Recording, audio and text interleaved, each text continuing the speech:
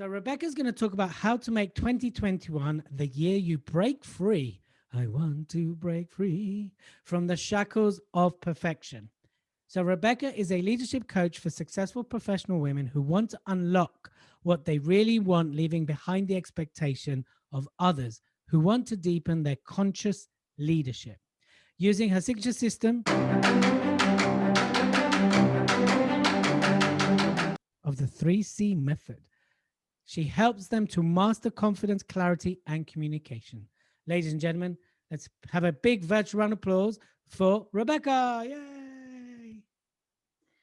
Thank you, everyone. I'm just going to start the timer because I may be, or maybe a recovering perfectionist and seek perfection in most things, but timing was never one that I actually mastered. So to start off very quickly, I'll put you on gallery so I can see. Who's brave enough to put a show of hand? You can raise your hand or type in the chat if you would class yourself as a perfectionist. Okay, so I've got a mix. And if you're taking notes, because I know you're a perfectionist, do you like to? If you're taking notes, Vicky, you have not let me down. If you're taking notes, I want you to put at the top of your page, my perfectly imperfect notes. And then under that, write, if you can, and I just want you to observe what comes up, write, I am committed to failing. Now, when I do this on a one-on-one, usually 3 things will happen when I ask a perfectionist to write, I am committed to failing. Either they will write it very quickly with ease and grace, so I absolutely know they're completely detached from the words. And inside, their internal dialogue is going, well, I've written this because I'm a perfect student, but, however, wait a moment. Or they'll write it, but there will be all of that narrative. Maybe it'll even come up as a real physical like pang, like really something visceral within their stomach. And the third thing that happens is some don't even get to the point of writing it down before they are saying, wait a moment, but however, I need to know the context. What's this? What am I committed to? And there is just a stream of consciousness that comes out. So this is a safe space, and I want to say, whether you fell into those 3 categories or something completely different, that's okay. We're all perfectly imperfect. So that's absolutely fine. And this is slightly I mean, if you're not a perfectionist, what's wrong with being a perfectionist or perfectionism is clear as day. When you're a perfectionist, you understand the notion that perfectionism, being perfect, is an unattainable goal. However, that's the problem is everything we have achieved as a perfectionist, we believe at our very core, we have achieved because we are a perfectionist, not as actually the truth is, in spite of. And it's this attachment to the because that we see everything is because of our perfectionism that makes it so hard to break it. So I know some of you do know me, and some of you, I'm just having a quick look. I don't think, yeah, some of you I think did meet me when I was still very much a perfectionist, although not even self-proclaimed, by the way, very quickly. I was so deep in my perfectionism that my brain had hit upon this notion that there was a step beyond perfectionism. Because as a perfectionism or perfectionist, that is you seeking to be perfect. And my brain actually hit upon the fact that there is one better step, and that is just to be perfect. So I didn't even used to own up to being a perfectionist, because I thought, what better just to wake up in the morning and, as Beyonce says, I was just, I woke up like this. And so I used to add an additional level of even hard sort of overwhelm and stress, because I genuinely didn't even want to admit that I was seeking perfection. I just wanted to merely appear perfect. So those of you who don't know me, as Elliot says, I'm Rebecca Ann, and I started my professional career off as a lawyer. And I got all 3. So I was a barrister, I was a solicitor, and then I was in-house counsel. Because when you're a perfectionist, you like to do everything. And if there was ever a profession that enables a perfectionist, law is very much up there. And if you know any lawyers, you probably think most of them, perfectionist follows suit. Yeah, okay, yeah, Sarah, good company. And I suppose up there along with being a lawyer, for a perfectionist, to enable a perfectionist, would also be being in sort of audit, being in compliance, and being in assurance. And yep, you guessed it, after 10 years of being a lawyer, when I decided enough was enough, I ventured forth into the world of compliance and internal audits. And yes, I realized that I was very good at this. Wow, who would have thought it? A perfectionist who was very good at not only keeping everyone else to the frameworks and regulations and policies, but I was also very good in telling government that I used to work with, actually how they could improve their policy.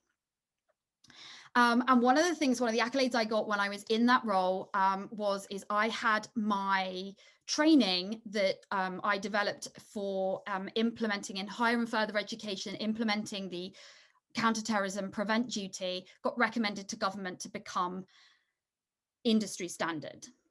And it was no surprise that when that came to an end, that I then took the step into working in central government. And so where I established and set up and then ran an assurance team, which, yes, not only did I get to tell people whether they were doing things right and whether they could have lots of money, I also wrote the regulation.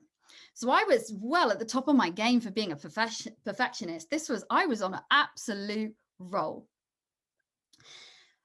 And I've recently left that. I left that before Christmas. And the last thing that I did is I implemented a response to the COVID-19 initiatives.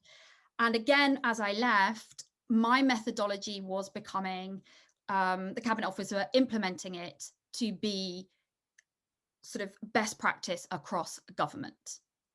And whilst that is absolutely great, and as a perfectionist, it's like, look at what I've done, that's masking actually what the reality was for me. The reality was, it took me to break the back of perfectionism to be able to look at what I had accomplished. It masked the fact that I was doing always consistently more than one job. I was being paid for one, but I was consistently over giving and over delivering. It was masking the amount of times that I was at burnout. It was masking that my anxiety would get to the point where it almost made my life difficult to live. It masked the fact that because I was so wedded to this idea of being perfect, I stayed in an abusive relationship. It masked all of that. And yet at the same time, because in my quest for being a perfectionist, I never felt good enough. So there I was trying to outwardly be perfect, yet inwardly, I had a long list of what I'd failed to accomplish, how I couldn't actually live up to this public persona. And something had to give. And everything, the more I tried to control my life, the more it was spiraling out of control. And then it had to give. And actually, it was a year after my father passed, when I was there looking, my anxiety was off the charts. My depression was spiraling and in and out, and I was barely able to keep just going during the week, that I would completely wipe myself out the weekend. And I thought, something has to give. And at that time, I didn't realize it was my perfectionism that I needed to quit. Don't forget, I had come up with a very clever idea that I was perfect, not a perfectionist. And so I started a very, very slow journey of going all around the houses, trying different things, and not actually ever hitting upon what worked, until I developed my own methodology, which I'm going to share with you today, which is 3 easy steps. And it's called the Perfectionism Cure. And it was the one thing that really pushed me and released me, and has enabled me to actually live the life that I've always wanted to live. I wanted my life to be full of purpose, to be full of fun, and living it with no regrets.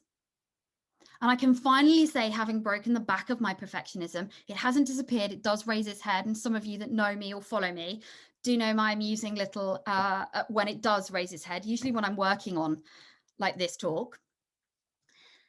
And so what it is it's 3 very, very simple steps. And what I'll do is I'll go down individually each one of them. And at the end, what I'll do is I will tell you the whole sort of program and the intensive that I've put together. It's a 6-week intensive. You don't have to do 4 years of toing and froing and meandering. I've condensed it down into a 6-week intensive. So what are the 3 steps? So the first one is what I call like the slowdown. Which this is all about giving us enough of a pause and a rest. As a perfectionist, we run at 10 to the dozen, constantly doing so much. So this is about giving us a space to stop, pause, so we can gain that awareness, so that we can gain the tools we need, for instance, mindfulness, and also see what the true cost is to us and get very comfortable with acknowledging. The second bit is about grounding and about recentering, and it's about rebuilding those core beliefs within us. And the 3 of them is building back up our self-worth, back up our self-confidence, and building that self-trust. And then the final one, which always scares any perfectionist, is to go out and take perfectly imperfect action. But again, this is all in a safe space when you do it with me. So it's okay, you can breathe, but that's the final step. So we'll leave that. So to the first one, giving ourselves that space, just taking a moment to slow down. So this is going to be, if I'm just going to try and say for the non-perfectionist, I'm just going to try and put it in perspective what it's like to be a perfectionist. So if you imagine making a cup of tea, and the first thing that you do is you make the decision whether to make a cup of tea. And after that, you maybe get 4 or 5 actions stem from it. You grab a cup, you boil the kettle, you grab a tea bag, you pour water over tea bag, you add sugar and milk if need be. As a perfectionist, at every single one of those steps, there's probably a multitude of decisions to be made. I'm gonna have tea. Oh, okay, we've made tea. Okay, not coffee, we can have tea. You then have to decide, okay, which cup? What cup do you want? How long are you going to drink tea? Do you want a lot? Do you want a little? Does the color want to match? Do you match? Do you want to, are you going to have to take it away? Does it need to be a keep cup? Does it need to be this? What happens is it need to be your favorite cup? Do you want the chatter that goes on in our heads goes over and over and over. It's a very noisy space. And the other thing which can easily sort of lead us into real overwhelm as a it is very tiring. I've got a new lease of energy since breaking the back of my my perfectionism. Trust me. And so it can very easily lead to overwhelm. We're constantly feeling like we have to make decisions, and we constantly feel like we by ourselves are the only ones making decisions. So the other thing that we don't do as a perfectionist is we don't press pause, and we're not very good at standing still and acknowledging ourselves. Why? Because we're going for an unobtainable goal that's perfectionism. We're looking for what is perfect. So we never stop to actually take stock of what we've achieved, because we can never reach it. It's like this never-ending cycle. We can never be perfect. So whatever's gone before has never been good enough, because we keep on striving and striving and striving. And then the final part of the awareness bit is really understanding the cost of it. And this is what really, for me, was the really real key to really wanting to break the back of this. And when you're as a perfectionist, you kind of don't know. Most of us have lived this way, being a perfectionist for years. So for those of you, so perfectionists, you can just, breathe a second in your mind. Non-perfectionists, I just want you to do this. Is I want you to picture, say, for example, you're in a team at work, even if you're self-employed, just go with me. You're in a team at work. You normally once a month will present something to the senior leadership team or senior management team. And there's a team of 6 of you, your boss, you, someone of your sideline, and 3 people supporting you. This particular month, your boss has been called on to something else, and he's taken your sideline, and two people who support. The third support person is on annual leave, so not in the picture, and it's just you. You now have to do everything. You're going to have to book all the rooms. You're going to have to diarize. You're going to have to send the diary out invites. You're organizing lunch. You're making sure everyone's there. Have they responded? You're looking after all the agenda. You're researching for the talk. You're then going to present the talk as well as take the minutes. Usually this is something your boss does, he'd present, but today it's you. The topic that you've got to research is key funding for your team's existence. So if you're going to present 15 senior leadership managers are going to decide whether your team stays in existence. Just you. Usually the 6 of you that does this, just you, all on your shoulders. If you have to think about the level of stress when you think about that and scale it from 1 being, oh my gosh, it's like lying on a beach, to 10 being like, actually, I think I'd probably hand in my resignation before going through that. If any of you could be willing enough to drop in the comments on the scale of like 1 to 10, where is your stress level if you had to be responsible for all of that? I'll just give you some time. Okay. So perfectionists, what I want you to do, Sarah, you must be a perfectionist. I'm so sorry, but you really must. I want you to look perfectionists because we run our lives like that. We get ourselves in a position where only we can do the job, where we make everything have a meaning in our life, which makes us feel like it has as much meaning as if our job is on the line. We put it up so that we are not supported, that we don't get that full support. And so just before we do anything without any external pressures, we're already running at 8 before anything else. This means that we're constantly close to burnout. It means anxiety really goes through the roof in perfectionists. Like it's almost one and the same. It's very uncommon. We're very high achievers. So I just want that to rest, that's one of the real costs. And when you look through your life, that will be coming up in so many different areas that you're constantly on an overdrive and a stress level. So the other two, I'm just going to just touch very briefly on the next piece that I talk about, is in the program. We obviously spend time on that, but we also then spend time on being able to rebuild. So once we've got what the cost is, we look at the limiting beliefs and the limiting narratives that you might have around I'm not good enough or the fear of failure, and we work with it to reframe that. So go back, I made you write at the beginning of the top of your thing, I'm committed to failing. And this is one of the best reframes I've got for this, and I use it a lot. Cross out the word failing and put, I'm committed to either winning or learning, but I cannot fail. And focus every time you have that voice that says, you have that fear, you're going to fail, reframe it. You're going to either win or you're going to learn, but you cannot fail. And obviously the final thing that we do in the 6-week intensive is about holding your hand to take that imperfect or the perfectly imperfect action and really put it into practice. So very quickly to sum up, because we've all got Elliot's structure in our head, is I'm going to invite you and I'm going to put a link in afterwards for anyone that's interested and wants to work more with me. As I said, I've got this 6-week intensive. And again, we go through those parts. You'll get 45 minutes twice a week where we go and we focus first of all on the first part, obviously the second part and third part. So slowing down, acknowledging, building that awareness and what the true cost is to you. Then the second part of it is we look at those limiting beliefs and limiting narratives. And I work with you to then kind of reframe them. Let's build that self-worth, the self-confidence and the self-trust up. And we also look at how I can hold your hand and support you to then go forward and take that perfectly imperfect action to really break the back of your perfectionism.